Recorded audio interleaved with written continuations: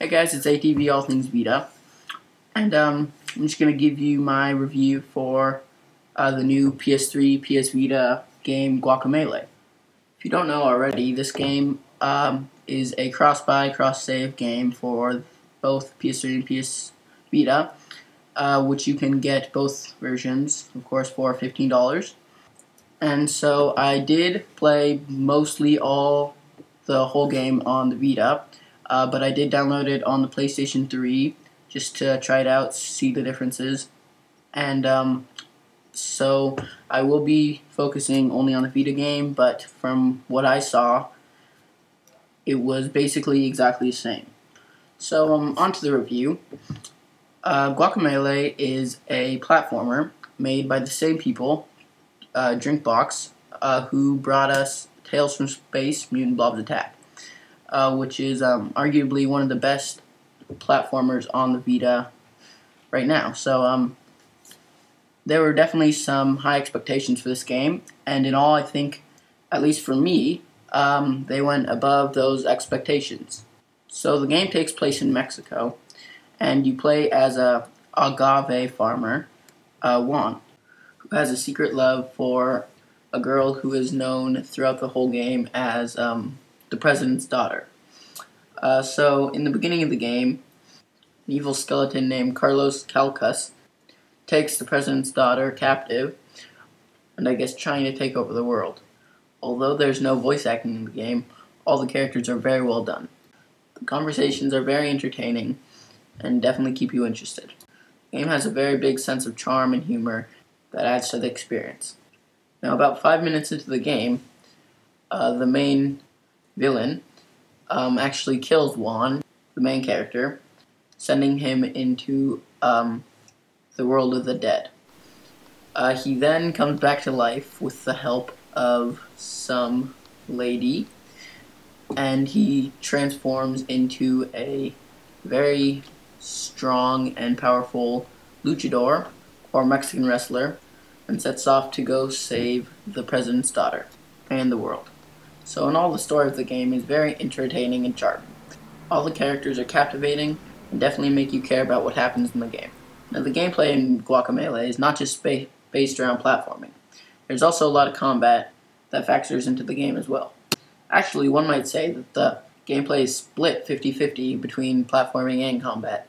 I mean, of course, the whole game is platforming, except there is just about as many spots where you have to fight a ton of enemies as there are that you have to really think about how to get to a certain room.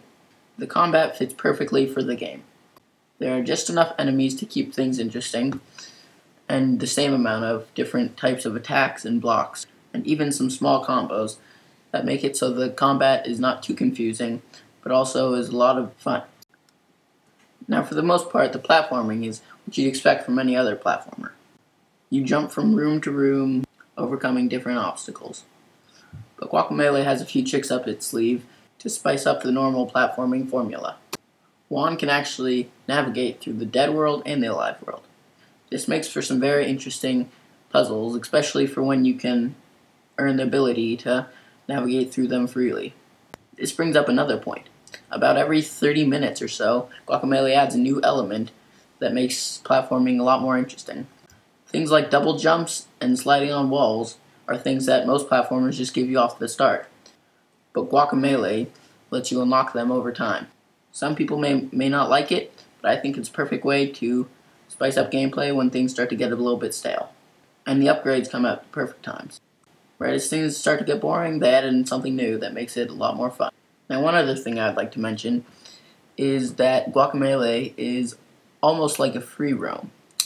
There are about 10 places you unlock over the entirety of the game, and you can feel free to go back and explore the different places.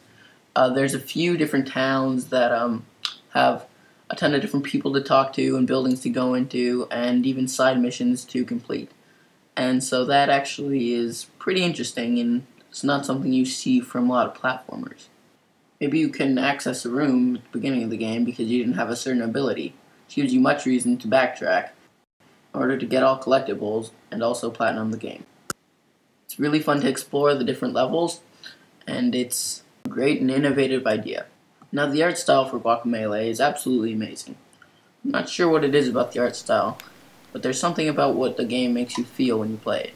Just the feeling of the character models and the towns and the dungeons and temples. It all just fits together really well. The colors really pop on the Vita screen, and they look exactly the same as the PS3. You can see a little bit of resemblance between Mutant Blob's Attack. Some of the different levels just kind of look a little bit the same, but that's fine.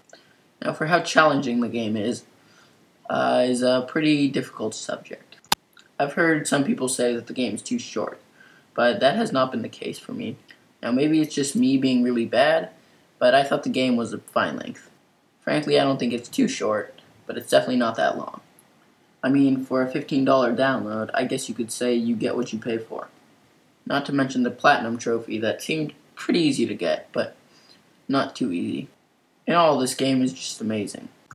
It's charming, funny, addictive, challenging, and went above and beyond my expectations. At least for me, it completely blows Mutant Blob's Attack out of the water. You can get it for free on the Vita if you buy it on the PS3. And did I also mention that it's a perfect co-op game on the PS3? Yup, you can play through almost the entire game with the second player locally, and fits great on the handheld. So in all, I'd give this game a 9.5 out of 10, and I think it is definitely a game you should consider getting. It's got a fantastic story, and it definitely is very funny. From the levels you get to play as a chicken, to the different memes posted around the towns, like the Gato Grugnon cat food. It's definitely my favorite Vita game this year, and definitely up there with some of my favorite Vita games ever. Seriously, you owe it to yourself to play this game. So thanks for watching, and make sure to subscribe for more PS Vita content. Sorry it took a little bit of time to get this review up, but I hope you enjoyed, and leave a comment telling me what you thought. Thanks.